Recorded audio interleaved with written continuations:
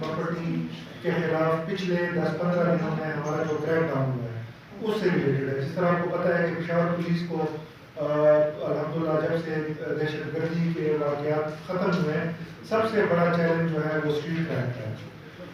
और ये भी आपको पता है कि ये कंटिन्यूस प्रोसेस है, वो हमने तमाम उसका मैकेनिज्म बनाया है, जो ग्रुप्स हैं हमने उनको आइडेंटिफाई किया और अल्हम्दुलिल्लाह हमारा स्ट्रीट क्राइम जो है इस मौके पे इस टाइम पेशावर का वो 80% से भी नीचे चला गया है। अल्हम्दुलिल्लाह हमारा 10-15% स्ट्रीट क्राइम होता रहता है और उसको हम अल्हम्दुलिल्लाह ट्रेस भी करते हैं और क्रिमिनल्स के खिलाफ मुख्तलिफ हटाना चाहते हैं। ऑपरेशंस करती रहती है। जो हमारे हाल ही ऑपरेशन हुए हैं उसमें हमने 41 जो एक्यूज हैं वो अरेस्ट किए हैं।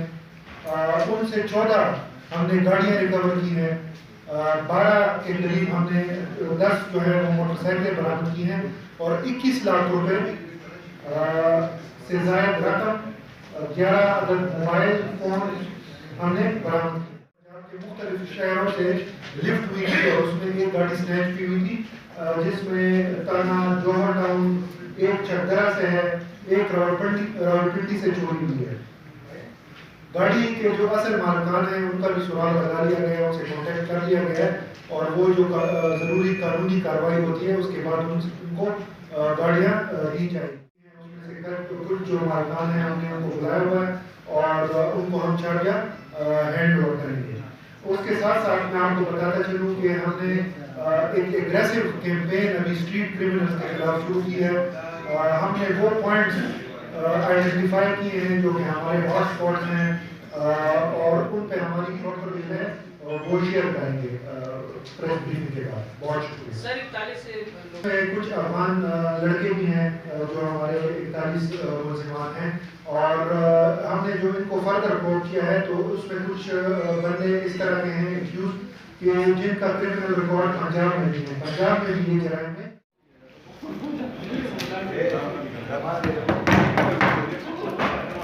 पुलिस वाला नंबर संदेगा।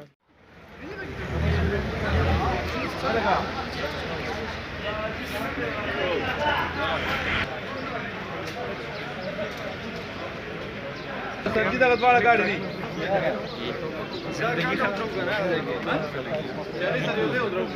सर जी